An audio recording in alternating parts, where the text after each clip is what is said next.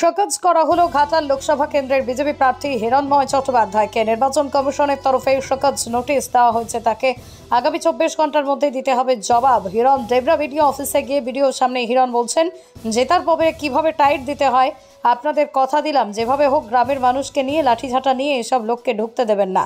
তৃণমূলের দলদাস পুলিশ, তৃণমূলের দলদাস বিডিও এসডিওদেরকে ঢুকতে দেবেন না। আগামী 2 মাস আটকে রাখুন, জেতবার পরে আমরা সব বুঝে নেব। অবৈধ কাজগুলিতে বিডিও এসডিওরা প্ররোচনা দিচ্ছে, কারণ তাদের দীপক অধিকারীকে 30% কাটমানি দিতে হয়। এই ভিডিও প্রকাশ্যে আসতেই নিমেষের মধ্যেই ভাইরাল হয়ে যায়। হিরণের এই মন্তব্যে শুরু হয়েছে রাজনৈতিক তরজা। কে আপনাকে শোকজের একটা নোটিশ দিয়েছে, কি নোটিশ আপনি পেয়েছেন? আমি জাস্ট মেল দিলাম। কি বলবেন? দেখুন, তৃণমূল ভয় পেয়ে গেছে। তৃণমূলের যে একটা চ্যানেল আছে সেই চ্যানেলটা দেখিয়েছি এবং সেখানে ছোট্ট একটা পোর্শন দেখিয়েছি। আমার বক্তব্য খুব ক্লিয়ার যে আপনারা দেখেছেন পিংলাতে, বারবাসীতে আমাদের ভারতীয় জনতা পার্টির ভাই শহীদ শান্তনু গোড়াইকে কিভাবে ওরা খুন করেছে। খুন করার পরে যখন বডি পাওয়া গেল ধান ক্ষেতের ওপরে, আপনাদের চ্যানেল থেকে শুরু করে মিডিয়া সবাই সেই ছবি দেখলো যে হাতে গামছা বাঁধা ধান ক্ষেতের ওপরে শুয়ে আছে। পুলিশ বলছিল যে এটা এফআইআর নয়, মানে এটা খুন নয়, এটা একটা স্ট্রোক হয়েছে। পরিবার সকাল 12টা থেকে থানায় বসে থাকে। আমাদের বিজেপি সভাপতি, জেলা সভাপতি তিনি যান, আমি যাই। এফআইআর পুলিশ কিছুতেই নিচ্ছিল না। লাস্টে রাত 10টার সময় ডিএমকে ফোন করি, তার নির্দেশে অ্যাডিশনাল এসপি আসেন। তিনিও বলছেন না, এটা কি করে এফআইআর নেওয়া যাবে, এটা তো ডুবে মৃত্যু। ওনারা বলছেন এটা কি ডুবে মৃত্যু, মানে জলের মধ্যে ডুবে মৃত্যু। আরে জলটা কোথায়? ধান ক্ষেত। ধান ক্ষেতে যে ছবি আপনারা দেখেছেন যেখানে কোনো জল নেই। তো পোস্টমর্টম হওয়ার আগেই পুলিশ বলতে শুরু করে দিল যে এটা হলো ডুবে মৃত্যু, এবং তারপরে পরিবারের কাছ থেকে কোনো অ্যাপ্রুভাল নেয়নি, কোনো চিঠি, মানে পরিবারের কাছ থেকে কোনো অ্যাপ্রুভাল নেয়নি। না নিয়ে পুলিশ কি করলো, তড়িঘড়ি খড়গপুরের হাসপাতালে নিয়ে গিয়ে, চাঁদমারি হাসপাতাল থেকে নিয়ে পোস্টমর্টম করে নিয়ে চলে গেল মেদিনীপুরে। এবং তারপরে পোস্টমর্টম রিপোর্ট কালকে দিয়েছে, তাতে বলছে সেম কথা লিখেছে যে মদ খেয়ে ড্রাউনিং হয়ে মারা গেছে। ভাবতে পারেন, মানে পোস্টমর্টমের আগে পুলিশ বলছিল সেম কথা। আপনাদের মিডিয়া থেকে শুরু করে সবাই দেখিয়েছে। এবং তার পরের দিনকে পুলিশ, খুনের পরের দিনকে পুলিশ সকালবেলা গিয়ে পরিবারকে ধমকাচ্ছে, চমকাচ্ছে। আমার সামনে, আমাদের সবার সামনে, মিডিয়ার সবার সামনে আইসি, ওসি, অ্যাডিশনাল এসপি সবাই মিলে ধমকাচ্ছিল, চমকাচ্ছিল যে তোমাদের এফআইআর নেওয়া যাবে না, তোমরা বয়ান চেঞ্জ করো। সেই পরিপ্রেক্ষিতে আমি যখন গতকাল বিডিও অফিসে যাই, ডেবরা ট্যামাগেরিয়া ব্রিজ, সেই ব্রিজের বালি অবৈধভাবে তোলা হয়, বালি অবৈধভাবে তোলা হয়। গ্রামবাসীরা এসে আমাকে বললেন, আপনাদের সবার মিডিয়ার সামনে বললেন। সেই কথা যখন আমি ভিডিওকে জিজ্ঞেস করি, ভিডিও বলছেন না ওখানে কোনো অবৈধ খাদান নেই, কোনো বালি তোলা হয় না। তাহলে আমি সত্যি বলছেন না মিথ্যে বলছি? বলছি না, আমি সব জানি না, আমার কাছে কোনো খবর নেই। নাম্বার 1। নাম্বার 2, আমি ভিডিওকে বললাম যে এই যে টেম্পোরারি ব্রিজটা ভেঙে পড়ে আছে, সেই ব্রিজটা বদলে আমরা আসবার সঙ্গে সঙ্গে আপনারা বাঁশ পেতে একটা সেতু বানাচ্ছেন।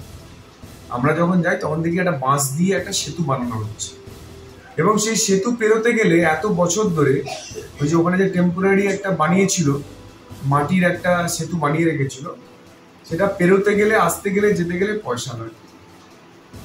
কে পয়সা নেয়? তৃণমূলের হাড়মাদ্রা পয়সা নেয়। সেই পয়সা কোথায় যায়? সাংসদের কাছে যায়। সেই পয়সা কোথায় যায়? এসপির কাছে যায়। এসপি সেই পয়সাটা কোথায় পাঠায়? কালীঘাটে পাঠায়। কালীঘাট থেকে কোথায় পয়সা যায়? না, দুবাই থেকে। তো ভিডিওকে বললাম যে আপনি জানেন না এই সেতু থেকে পয়সা তোলা হয়? বলছে না, এরকম তো কোনো ইনফরমেশন নেই। যে আপনি এখানে ভিডিও, আপনার 100 ফুটের মধ্যে, 100 মিটারের মধ্যে আপনার সেতু, আপনি জানেন না যে ওখানে বালি খাদান অবৈধভাবে তোলা হচ্ছে? আপনি জানেন না সেতু পার করতে গেলে পয়সা তোলে? বলছে না, পরিষ্কার বলছে না, হাসতে হাসতে বলছে না। হাসছিলেন উনি, আপনারা দেখে থাকবেন, লাইভ করেছিলাম আমি পুরোটা, হাসছিলেন। তখন আমি বুঝলাম যে উনি সবই জানেন, কিন্তু কোনো একটা চাপে পড়ে উনি বলতে পারছেন। তারপরে একজন বললেন গ্রামে যে ওখানে 300 গাড়ি বালি আটকে রাখা হয়েছে, অবৈধ বালি তোলা হয়েছিল, আটকে রাখা হয়েছে। তখন ভিডিও বলছে হ্যাঁ সেটা আমরা রেখে দিয়েছি। তাহলে এই মাত্র বলছিলেন যে ওখানে কোনো অবৈধ খাদান নেই, আবার বলছেন আপনারা এই বালি আটকে রেখে দিয়েছেন, তাহলে আপনি সবই জানেন। তখন হাসছেন, কোনো উত্তর নেই। মানে কথার প্যাচে, কথার ফাঁদে উনি সবই বুঝিয়ে দিয়েছেন। সেই পরিপ্রেক্ষিতে দুটো পরিপ্রেক্ষী, একটা পিংলায় পুলিশের ভূমিকা, দলদাস মমতার, দলদাস পুলিশের ভূমিকা, আর এখানে দলদাস মমতার, দলদাস বিডিও এসডিওদের ভূমিকা। সেটা নিয়ে আমি বলেছি যে যদি পুলিশ, এসডিও, বিডিও এরা চমকাতে ধমকাতে আসে যে এই তোমাদের এফআইআর বদলাও, এফআইআর বয়ান চেঞ্জ করে দাও, এই যে বালি খাদান চলছে অবাধে সেটাকে গ্রামবাসীরা আটকাতে চাইছে, পুলিশ এসে আটকাতে দিচ্ছে না, পুলিশ অবৈধ খাদান চালিয়ে যাচ্ছে, যদি আসে তাহলে লাঠি ঝাঁটা নিয়ে সেই পুলিশ, এসডিও, বিডিও কে আটকাতে হবে। এখনো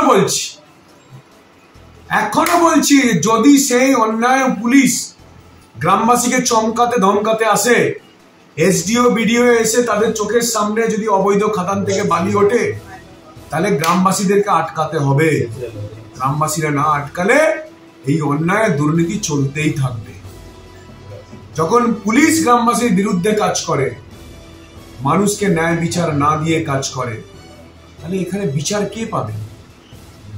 যেভাবে সন্দেশখালীর মা বোনেরা লাঠি ঝাঁটা নিয়ে শেখ শাহজাহানকে জেলে পাঠিয়েছে, পুলিশকে আটকেছে, সেইভাবে যে পুলিশ, যে এসডিও, যে বিডিও দুর্নীতির সঙ্গে জড়িত, যারা অন্যায়কে প্রশ্রয় দিচ্ছে, যারা দলদাস মমতার দলদাসগিরি করছে, যারা কালীঘাটের চাপে পড়ে গরিব মানুষকে লুটছে, গরিব মানুষকে বঞ্চিত করছে, তাদেরকে আটকাতে গেলে লাঠি ঝাঁটা নিয়েই আটকাতে হবে।